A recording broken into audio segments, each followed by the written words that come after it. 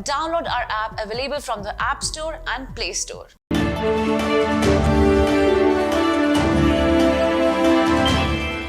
Hello and welcome to Medical Dialogues, your daily dose of health and medical news. I am Dr. Nandita Mohan. Let's look at today's daily bulletin.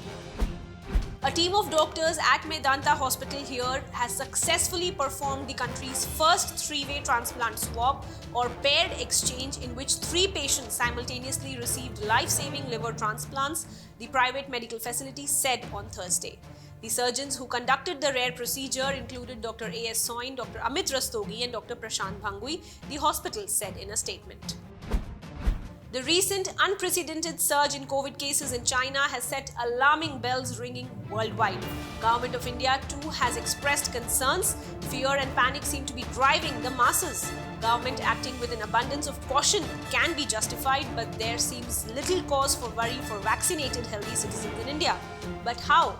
Widespread infection by SARS-CoV-2 during the second wave of COVID-19 in India has given solid immunity to Indians. As a fundamental principle of science, immunity imparted through natural infection by live SARS-CoV-2 during the pandemic is likely to be more robust and longer lasting.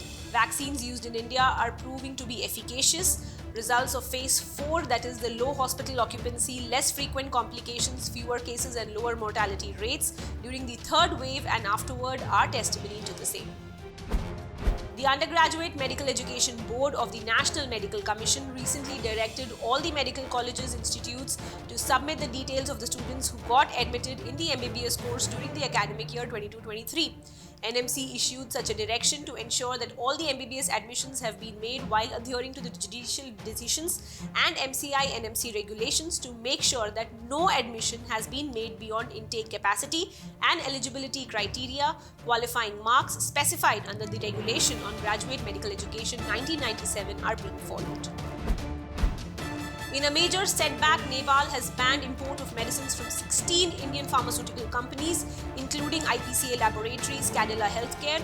Baba Ramdev promoted Divya Pharmacy for allegedly failing to comply with the World Health Organization's good manufacturing practices. Nepal's Department of Drug Administration has released a list of 16 Indian pharmaceutical companies. IPCA labs in South Sikkim and Ahmedabad-based Cadila Healthcare have also been mentioned in the list that do not comply regulatory compliance apart from Divya Pharmacy, which is part of Yoga Guru Ramdev's business conglomerate Patanjali Ayurved. In the phase 1 and 2 code break 100 trial, the KRAS G12C inhibitor sotorasib achieved meaningful anti-cancer activity with an acceptable safety profile in heavily pre-treated patients with KRAS G12C mutated metastatic pancreatic cancer, according to researchers at the University of Texas MD Anderson Cancer Center. The results of the trial, published in the New England Journal of Medicine, indicates an objective response rate of 21.1% and a median time to response of 1.5 months, with 84% of patients experiencing disease control. Median progression-free survival was 4 months and overall survival was 6.9 months. 10 young children born without functioning immune systems and lacking the ability to fight infections are on track for healthier lives thanks to a new gene therapy treatment, reports a recent study in the New England Journal of Medicine.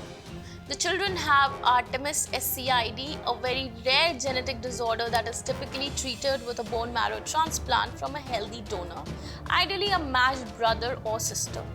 The new gene therapy allows researchers to treat newly diagnosed babies with their own cells, adding a healthy copy of the Artemis gene to the baby's harvested marrow stem cells, then infusing the corrected stem cells back into their bodies in hopes of avoiding many of the short and long-term complications of the standard treatment, including death. The researchers Tonya Vincent et al. In a recent research started by investigating a common gene variant that had been linked to severe hand osteoarthritis or OA. Using patient samples collected at the time of routine hand surgery as well as a number of experimental models, they were able to identify a key molecule that was especially low in at-risk individuals called retinoic acid. More than 40% of individuals will develop osteoarthritis during their lifetime. Hand osteoarthritis is an extremely common form of OA, and there are currently no disease-modifying treatments that effectively relieve symptoms or stop deformity and stiffness of the joints. That's all for today. Stay tuned to Medical Dialogues for latest updates. Never miss a medical update from Medical Dialogues. Like, subscribe, and press the bell icon.